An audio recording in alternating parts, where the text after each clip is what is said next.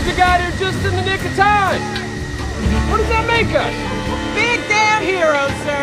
Ain't we just? Since my first video on chemtrails was so warmly received, I decided to expand a bit and present 4 reasons why the chemtrails conspiracy theory is absolute bullshit.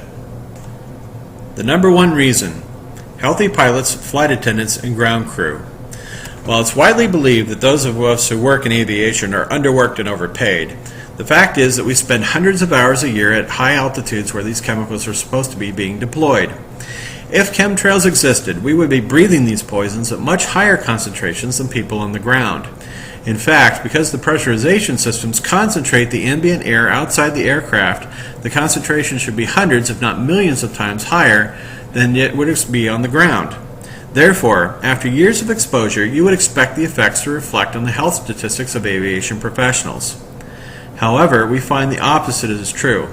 In addition to our natural good looks and humility, pilots tend to be significantly healthier than the general population. Drug and alcohol abuse is virtually unknown, few pilots smoke compared to the general population, and because we're required to get physical exams every 6 months, the health problems that do come up are caught earlier, leading to more successful treatments. In addition, pilots tend to have an active lifestyle outside of aviation.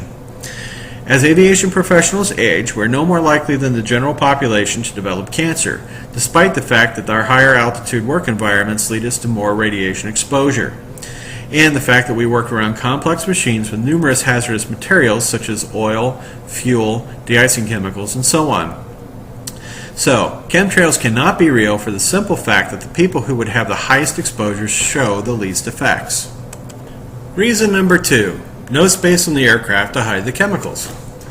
This is a cutaway drawing of an L-1011, a remarkable airplane in every respect.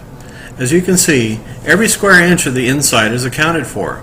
There are no chemical tanks hidden inside and no place to put them even if somebody wanted to. Same in this newer Airbus. There's no room inside. The space is either used for passengers and cargo or for fuel. Oh, the fuel. Perhaps it's mixed in there? I'm afraid not. First of all, metals are being cited as a major component of the chemtrails. Metals and petroleum don't really mix very well. But assuming you solve that problem, you'd have to get around the burning process.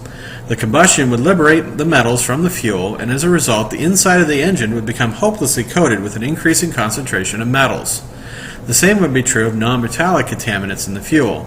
The toxins would build up in the engine, and therefore those who work on them and around them would be exposed to high concentrations and become sick. Yet, there is no evidence that the mechanics or other ground personnel become sicker at any higher rate than the general population, so that argument fails. That leaves the possibility of a dedicated aircraft, of course, but as we'll see in a second, that fails as well for the following reason. Reason number 3. Airplanes can't hide. This picture represents 24 hours of air traffic in the United States.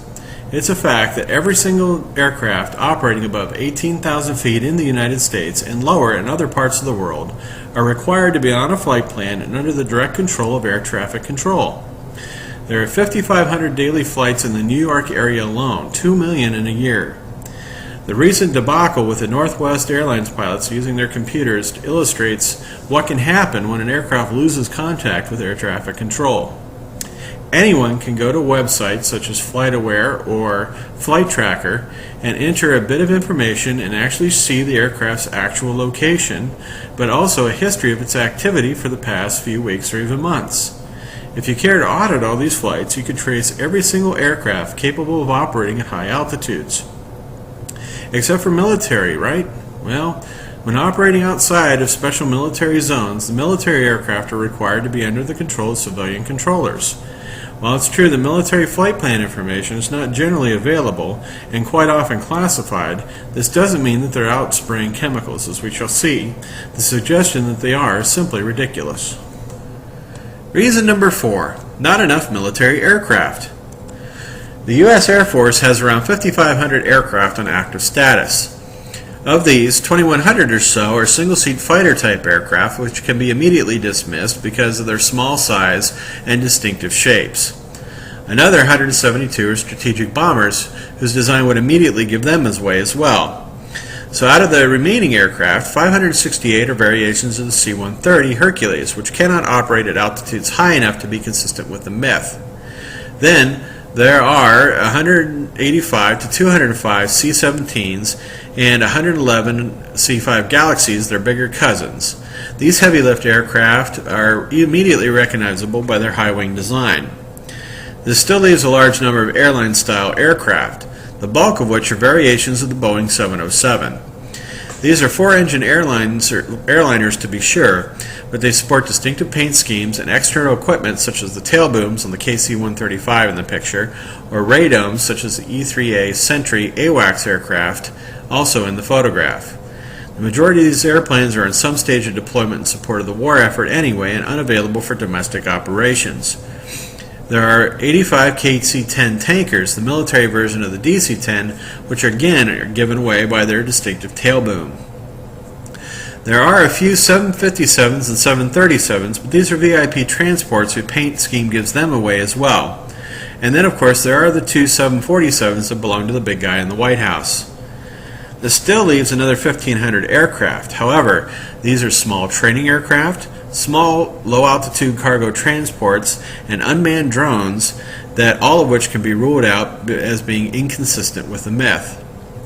So, after ruling out the too obvious and too small, there are around 24 aircraft that one could say might potentially be involved in some sort of nefarious activity, compared to the 3,000 or so aircraft being operated by just the 5 biggest airlines on a daily basis in this country. This number is simply too small to be consistent with the supposed photographic evidence, and no other branch of the service has any significant numbers of aircraft to contribute either. This leaves the military doing exactly what it's supposed to be doing, defending our country, not destroying it. If I'm your mission, Shepard, best give it up. You're welcome on my boat.